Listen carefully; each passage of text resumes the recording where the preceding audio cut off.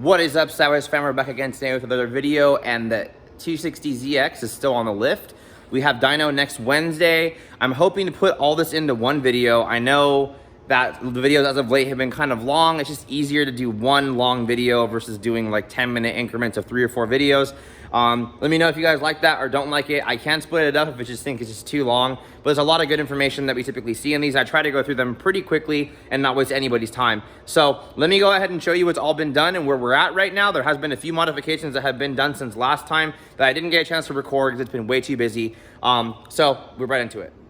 All right, people, so as you can see, I'm mocking up the intercooler right now. I've got some brackets already. We have one side already actually mocked up. I have this pipe left over from another standalone kit that I had. I'm gonna go ahead and cut out the holes over here a little bit more, cut the couplers down, and try to make this intercooler fit, because it is a really big core. It's gonna hold a lot of power, and you won't ever have to worry about this intercooler ever again. I've also went ahead and TIG welded on and modified the S30 shroud to fit a standard S30 aluminum radiator. We have plenty of room on the engine, as you can see here. Still got good room. We're gonna have to go do the S2000 serpentine belt kit that's gonna go ahead and basically make it so that we can run no AC and no power steering, which gives us a lot of room to work on the engine. The comp turbo has been fully installed now. I need to do turbo lines, obviously, but we are in. I'm gonna basically do a 90-degree down here into the intercooler over here, go 90-degree off the throttle body, and we'll be pretty much good to go on that. We still need to go ahead and put the injectors in the intake manifold with the injector bosses. I need to finish bolting the intake manifold down and making sure the gasket's in there, deleting the vacuum lines, a whole bunch of other stuff to go with it. We got throttle cable guys, we got coilovers if we can get to them. We got brake upgrades, we got brake lines, we got brake booster, brake master, all kinds of stuff going on. I've already mocked up the brake booster and the brake master. It is a Wilwood Master with a brand new booster. I'm gonna try to retain his OEM hardline that he has and just kind of fasten to the firewall, just to keep it to not have to be super crazy expensive. The fronts, because we are for sure gonna do the front brakes, so there's no reason to do them twice. We're gonna go ahead and do now and get that done and together as quickly as we can. I mean, possibly we'll see if I can kind of snake the other line over there and hook them up still. I'm not really sure. We'll just see what happens, but let's get into it right now about what we're gonna do. I have already gotten the drive shaft as well that we have to also install underneath. Then we gotta run fuel lines, fuel pump, base map it. Not sure if we can fit it all in one video, but we're gonna try. Alrighty guys, injectors are installed. These are the FMS 1200s that we always run in the majority of our stuff. With the drift motion rail, 6 in, 6 out. Intercooler is now welded in, and I've already modified the holes over here, and we're gonna leave that one pretty much alone. I'm gonna go ahead right now and finish extending the pipe out over here, and I'm gonna put the wiring harness on and kind of lay it over the fender so we can just go ahead and bolt the intake manifold down and get all that situated. And then after we're done with intercooler piping, we can go ahead and start moving on fuel lines. But all in all, it looks really, really good. I'm super happy with this. So let's just keep on trucking and getting more and more we've done today. All right, guys, so next thing on the agenda, we got a few things we gotta do. So this is the OEM tensioner pulley that you're gonna end up getting off of your engine. You're just gonna get like your 14mm ratchet wrench or ratchet, and you'll just go ahead and pull the bolt out, and it slides right off. Pretty simple. You just go like that, pop it off, no big deal. For this conversion, it runs the S2000, as far as I remember, tensioner for the serpentine belt, and then this is the belt number that you're gonna need to go ahead and run that if you're gonna run no AC and no power steering in specific vehicles. Obviously, we gotta go ahead and put the boost control solenoid in. I always put the bracket, drill it out, mount it by the alternator. And then you're gonna have to transfer this over. This is the bolt and the washer that's gonna be going in to this one. Now, the issue is with this, for some reason, the spacing is slightly shorter than the other one. So when you go to put it on, it hits the ridge right here. So what you gotta do is you gotta get a flap disc right here, and you gotta go ahead and buff that down so that when it rolls, which is right here, when it rolls here, it doesn't touch here. I don't know why it's not touching right now. But when you go to tighten it down, you'll notice that the pulley hits right there on the very, very, very bottom of this. Right there, you see it hit. So we're gonna have to shave that out right now. so that that can fit, and then we can go ahead and put the belt on, and then we'll mount the boost controller. We'll go ahead and start throwing the wiring harness on, and then also what I wanted to go over with you guys as well is this is a 1/8 BSP to dual 1/8 NPT adapters. So for all of your GTE people or NAT people that are trying to get an oil feed line and an oil pressure sensor into your setup, this is what you're going to use. In the case of this car, since we're not doing an NAT, we're just going to use it to put a fitting in, or what I'll do is I'll just go ahead and just tap the OEM VVTi bolt and screw in the sensor there. But I'm not quite sure what I'm going to do right yet, so let's get through one thing at a time for now. Okay, so I'm going to go ahead and start installing my self-contained wiring harness that I built for this customer's car. Everything is pretty much set. I already went ahead and mounted the regulator on the firewall, and did one of the return lines already from the rail to the regulator. I still need to do the drain line with the flex fuel sensor built into it, and also need to do his feed line and his fuel pump and a couple other things. So let's get the harness installed and get it wrapped with the fender for now, so I can at least kind of bolt the intake manifold down and get the intercooler pipe on this side done, since we're still hours into this and nowhere near where we need to be.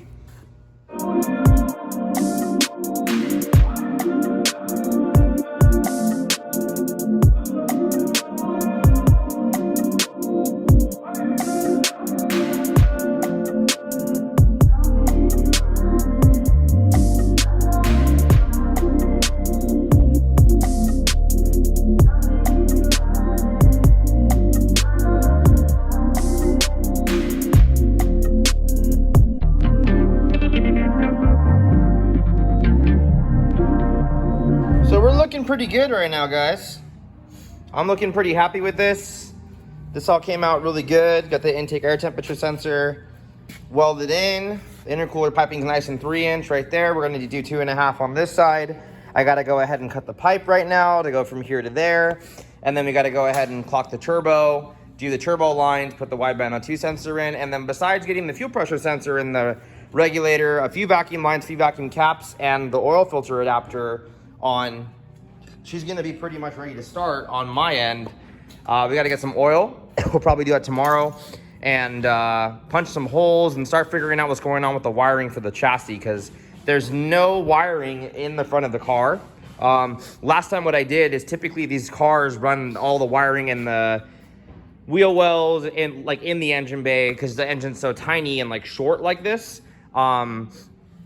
that you have room to be able to run wiring in the bay. In the case of this, I wouldn't really feel comfortable running wiring in the engine bay. I mean, if we can, since I did use the treadstone manifold, there is a lot of room on the bottom to where I'm not really worried about stuff heating up. I just don't know why it's like that. Technically, all we need in the front of the car is just headlights that can be ran now or later, or however we're gonna go ahead and do that.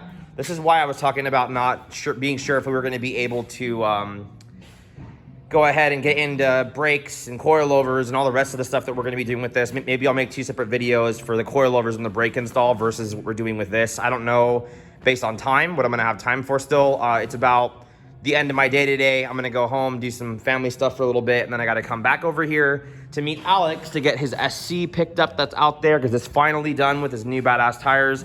Video should be up in the next few days. We're going to go do some pulls, figure out and see just if the car hooks finally, because we got him some badass tires out there. I will quickly run out there real quick to not take up too much of your guys' time if you didn't get a chance to watch the video. Project WAP is also here. If you didn't know, that's going to be some other stuff we're going to be going over too. But look at these guys. These are the brand new Falcon Azenas, the RT 650s, I believe, and it's an R compound.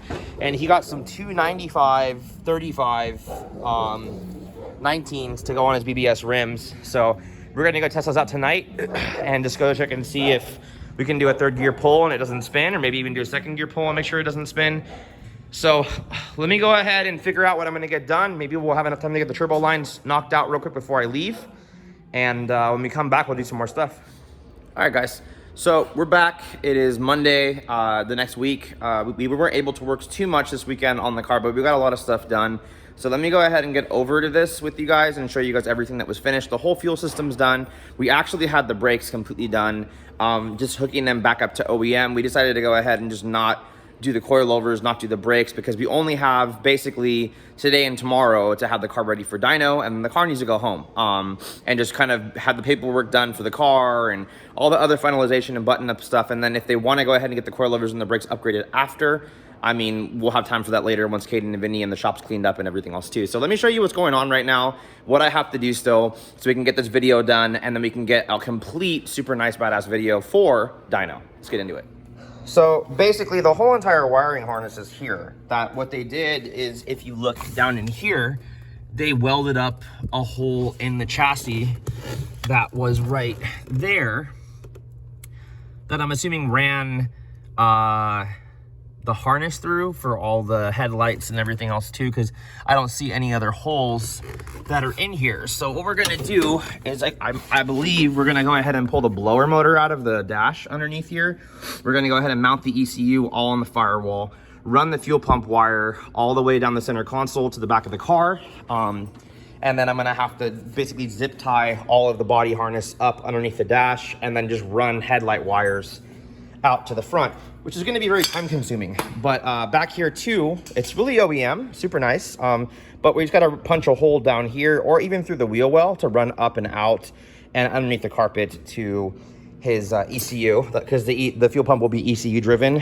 In a minute here, after I'm done soldering up this two small things I got in here to do as far as on my list, I'll go ahead and go up and I'll show you guys what's going on with the fuel system, because it looks really, really nice. All right, so everything up there is done, and as we can see, fuel lines are already ran to the flex fuel sensor to up in the chassis.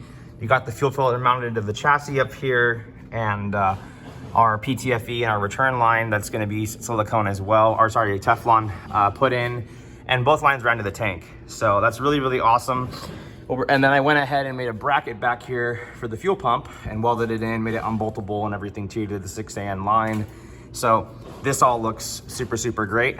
I'm super happy with this. What we're gonna do right now is we're gonna go ahead and ground, which I already cleaned up here, ground the wire for the pump to the ground wire here, hole that I have, and then we're gonna go ahead and punch 2 holes through the wheel well right here for our power wire from our battery, which is gonna go to our starter, and then also to our power wire for a fuel pump that'll go into the car. So we'll have 2 small grommets here with to insulate the wire so they don't get cut or anything like that. And then basically we'll have to run that power wire up here and fasten it, or on this side and punch it up and through the wheel well on this side. I'm not really sure how we're gonna do it quite yet, but we're looking real good. I'm really, really happy with how everything looks down here. And we still got to do the exhaust work and a couple other things. So we'll probably go ahead and do the exhaust after the car is running, and then get through all the rest of the stuff today. So let's just see how it goes. Okay guys, so it looks like we're ready for Danny. Everything is pretty much finished. We went ahead and actually got the brakes to somewhat work for the front for now. We're gonna have to go ahead and do the coilovers and the brakes later. There's pretty much no time for that. As you'll see in the video of it running, the BTI is mounted. All the basic wiring stuff is done. The harness is still on the floor right now. We're gonna have to clean all that up before dyno. Probably be part of our next video as well. But we also got the throttle pedal is already all done and hooked up. We have a Toyota cable with a Toyota pedal now in the car. This is all working. Throttle works. We went ahead and did our own little drive-by-wire delete. And yeah, so all in all, we're looking pretty good for this. Obviously, we're gonna have to do a couple other things, like the exhaust needs to be finished up still. And we're having a problem with one of the fans. I guess one of our E fans is bad. So we're gonna have to go ahead and remove that and rewire it and change it, because it's just not working. And obviously we can't run a 2jz in this car with just one fan. So that's gonna have to be changed. But yeah, guys, so Danny's gonna be heading over right now. Come on, getting started, and then we'll probably be ending the video. Keep an eye on, make sure nothing's leaking. What? I'm gonna do anything.